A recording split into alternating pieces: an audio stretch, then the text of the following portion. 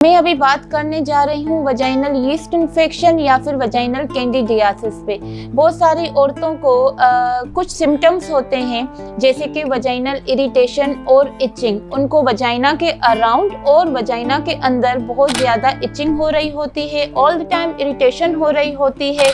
उसके अलावा soreness, redness, या फिर उनको लगता है कि मेरी वजाइना में स्वेलिंग हो गई है, और जब वो यूरिन पास करती हैं तो यूरिन पास करते हुए वो एरिया में बहुत ज़्यादा जलन होती है या उधर पेन हो रहा होता है, इवन ड्यूरिंग इंटरकोर्स भी पेन हो रहा होता है।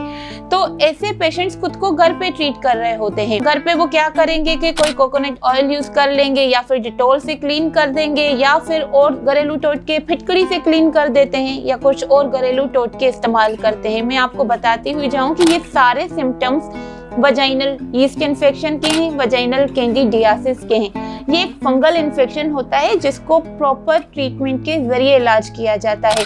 अगर आपको कोई ऐसे सिम्टम है तो प्लीज अपने गायनेकोलॉजिस्ट को विजिट करें और ट्रीटमेंट लें ताकि ये आपको रिकरेंट ना होता रहे और इसका एक मुकम्मल इलाज हो सके।